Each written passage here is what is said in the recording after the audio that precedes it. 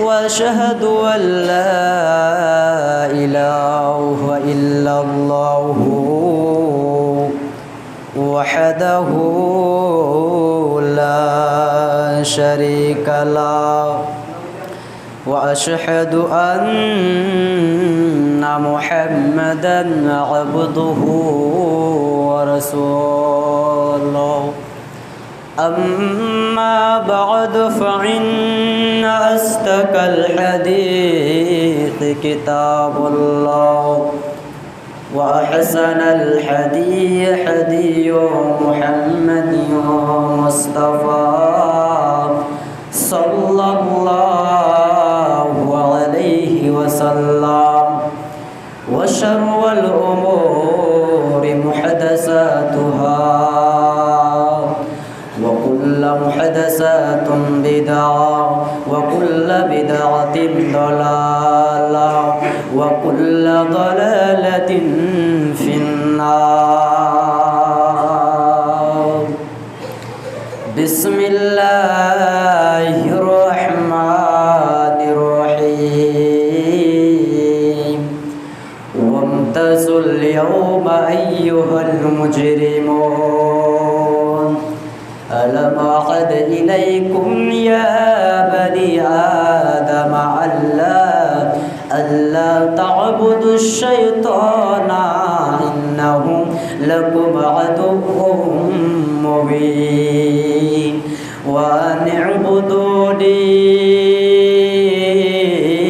هذا صراط مستقيم ولقد أضل منكم جبلا كثيرا أفلم تكونوا تعقلون هذه جهنم التي كنتم توعدون اصلوها اليوم بما كنتم تكفرون اليوم نختم على أفواههم وتكلمنا أيديهم وتشهد أرسلهم بما كانوا يكسبون.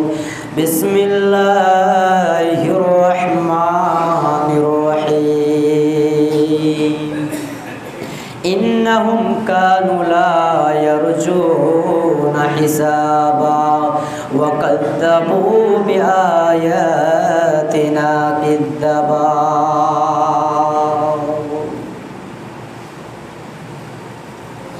উপস্থিত এই জোয়ার প্রশংসা চাই মহান আল্লাহ তাবারক ওয়া তাআলার জন্য, যিনি আমাদেরকে এই পবিত্র জুমায় আসার তৌফিক ইনায়েত করেছেন। তিনারই আমরা প্রশংসা করি, সকলেই বলেন আলহামদুলিল্লাহ। দরুদ ও সালাম বর্ষিত হোক সরকারে কায়নাত তাজদার মাদানী নবী কুলসির মুনি ইমামুল আম্বিয়া নবী মক্কি নবী মাদানী নবী আহমদ নবী মুহাম্মদ রাসূলুল্লাহ, সকলে বলেন সাল্লাল্লাহু আলাইহি ওয়াসাল্লাম। আল্লাহুম্মা আমিন, আল্লাহুম্মা সাল্লি আলা। বন্ধু আবার আজকের আমার বিষয় আলোচিত হলো কিয়ামত। কিয়ামত আমরা জানি যে কিয়ামত হবে, এত কোনো সন্দেহ নাই, সন্দেহের অবকাশ নাই, কিয়ামত হবে।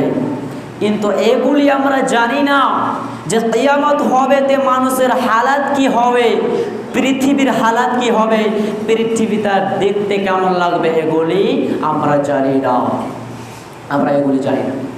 আবার কিছু লোক বলে থাকে পৃথিবীতে যে আল্লাহ যা কিছু সৃষ্টি করেছেন কিছুর উদ্দেশ্যে, কিছুর কারণের জন্য, তাহলে আল্লাহ পাহাড়গুলো কেন সৃষ্টি করেছেন? পাহাড়গুলো কেন সৃষ্টি করেছে?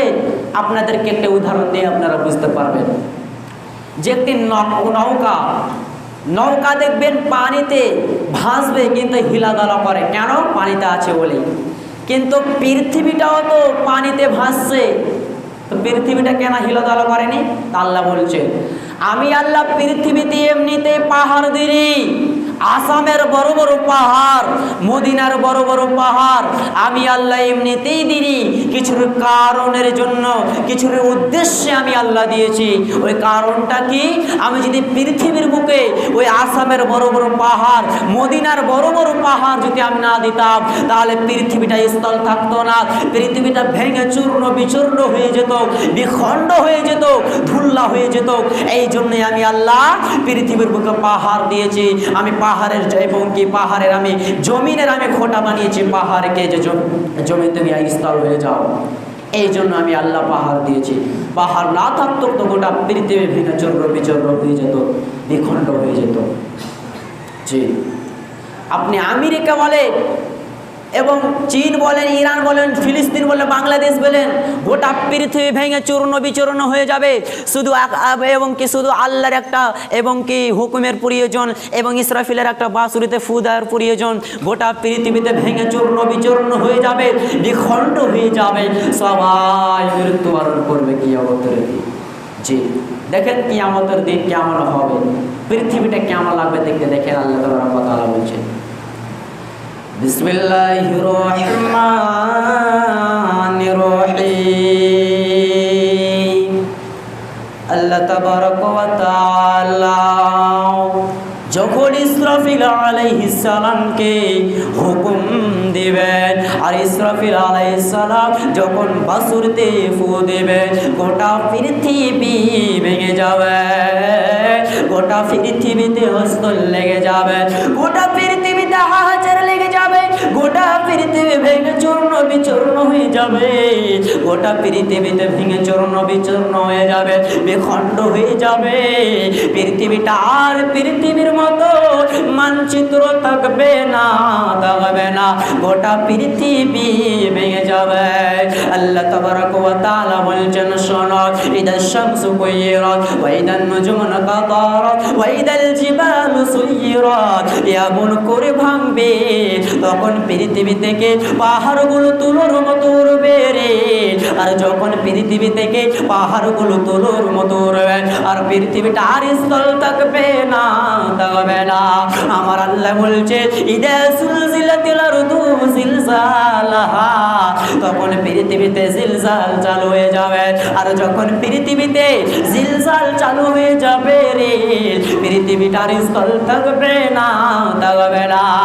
তখন পৃথিবীটা ফেটে যাবে, আর পৃথিবী যখন ফেটে যাবে রে, আর যখন পৃথিবীটা ফেটে যাবে, পৃথিবীর ভিতরে যা কিছু আছে উতাল ফেরে উঠবে। আপনি দেখবেন পাকুড়ের খাদে, আজকে খাদ থেকে কয়লা